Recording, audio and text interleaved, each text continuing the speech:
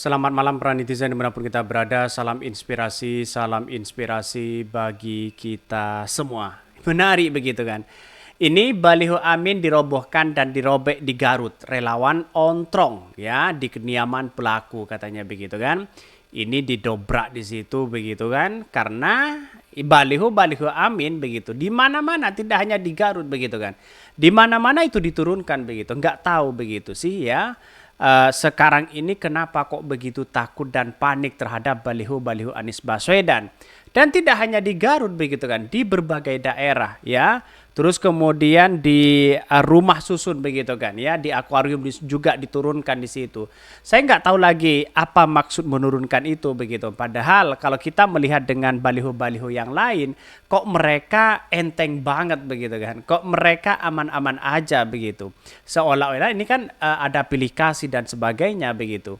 Bahkan satu sisi ya mulai sejak dulu ketika Anies Baswedan digadang-gadang menjadi salah satu calon presiden itu sudah jelas banyak yang kemudian begitu kan ya baliho-balihonya dicoret-coret sana sini begitu di Bondowoso terus kemudian di berbagai daerah begitu. Kenapa? Ya mungkin istana sudah panik begitu kan ya.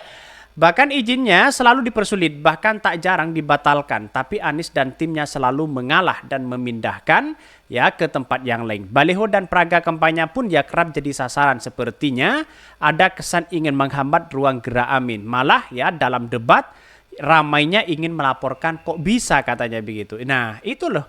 Ini kalau kita melihat ya baliho-baliho seperti itu begitu kan. Ini kan menurut saya pribadi kan sudah ada izin dan sebagainya. Terus kemudian kenapa kok masih takut dan panik kepada Anies Baswedan? Survei Prabowo sudah urutan pertama. Kenapa kok masih panik kepada Anies Baswedan begitu kan? Itu artinya selama ini yang saya lihat justru memperburuk suasana demokrasi begitu kan. Bahkan satu sisi tidak hanya itu, ancaman kepada Anies Baswedan. Ya, katanya mau ditembak, mau dibunuh dan sebagainya begitu kan. Ini kan negara preman, bukan negara demokrasi di situ. Dengan cara-cara membunuh, apakah segampang membolak-balik telapak tangan begitu kan? Apakah hukum kita sudah dikendalikan oleh penguasa atau penguasa yang mengendalikan hukum begitu kan? Itu artinya selama ini itu harus jelas di situ begitu. Apalagi di musim Pilpres di 2024 ini begitu kan. Bahkan satu sisi ada yang mengatakan mengkonfirmasi bahwa gerakan perubahan sudah tidak dapat dibendung lagi sehingga kebodohan pun dilakukan. Kawal pemilu berjalan tanpa kecurangan dan kita sambut kemenangan untuk perubahan. Amin, Anies Baswedan dan Caimin.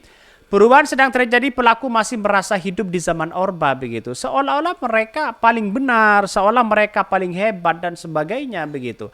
Artinya apa? Artinya menurut saya pribadi ada kepanikan luar biasa. Coba ya, kalau ada pelanggaran-pelanggaran bagi mereka yang mengkonfirmasi saya yang memberikan satu statement begitu itu bukan Bawaslu sebenarnya begitu, tapi istana begitu kan. Jadi artinya sudah ada tanda-tanda kepanikan yang sangat luar biasa yang dipertontonkan kepada publik hari ini. Lihat saja Anies Baswedan dan Caimin jalan terus mereka begitu walaupun diganggu, dicegal dan sebagainya begitu kan ya.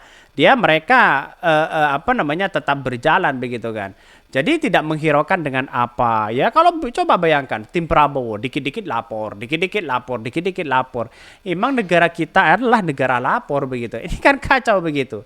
Jadi artinya apa? Artinya oke lah saling menghargai satu sama lain dalam demokrasi kita. Tapi pada kenyataannya saya melihat bahwa apa yang kemudian dilakukan oleh mereka begitu kan ya seolah-olah ada kepanikan yang sangat luar biasa. Ini baliho Amin dirobohkan dan dirobek di Garut ya relawan ontung di kediaman pelaku. Ya tak terima baliho calon presiden dan wakil presiden capres-cawapres nomor urut 1 Anies Baswedan dan Anies Mohaimin atau Caimin. Ya relawan ya menggeruduk salah seorang rumah yang diduga pelaku perusakan alat peraga kampanye. Ini bisa dipidana begitu kan ya. Panwaskam dan polisi segera mengevaluasi pria yang diduga pelaku ya perusakan APK Amin ke Sekretaris Panwas ya. Dia adalah seorang pria berinisial AM, warga Kampung Laju Hilir, Desa Talaga Sari, Kecamatan Kadungaro, Kabupaten Garut, Jawa Barat. Bahkan sebelum melakukan perusakan AM bahkan mendatangi salah seorang relawan dan bertanya siapa yang memasang baliho Amin. Kronologinya ya pukul 6 ya, pukul 16 datang ke rumah bertanya ya siapa yang pasang baliho. Terus saya bilang kepadanya ya saya yang pasang.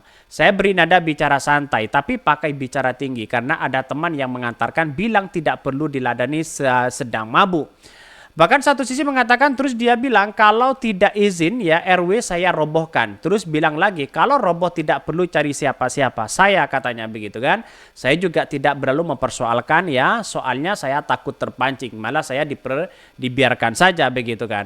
Ya bahkan Mak Asep itu kasih kabar bahwa baliho sudah di bawah katanya ya. Sudah dirobek dan sebagainya. Artinya apa begitu kan ya. Tidak seolah-olah mereka mengancam, seolah-olah mereka paling berani, seolah-olah mereka seorang preman dan sebagainya begitu kan.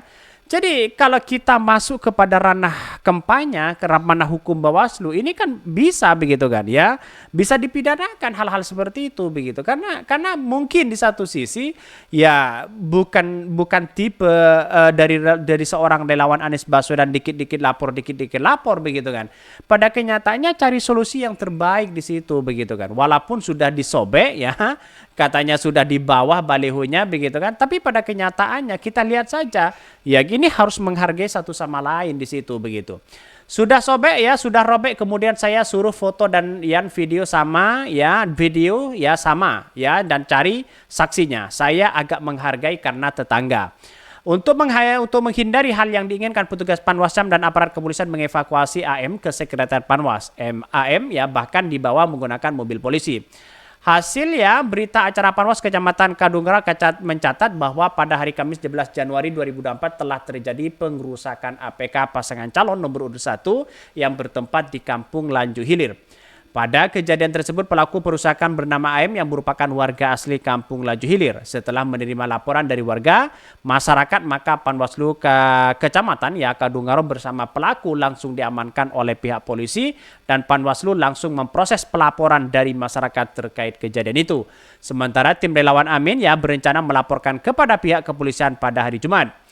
Bahkan ya kita langsung bergerak ke TKP dan bisa bertatap muka dengan pelaku tersebut. Ya negara kita negara hukum, makanya kami melaporkan Panwascam. Kami akan melaporkan ya ke Bawaslu dan ke Kapolres Garut untuk menindaklanjuti perusakan APK supaya jadi catatan dan pembelajaran untuk masyarakat bahwa kegiatan demokrasi haruslah damai ya. Bahkan ya usai pelaku perusakan diamankan Panwas ya kepolisian, para relawan Amin membubarkan diri dengan tenang.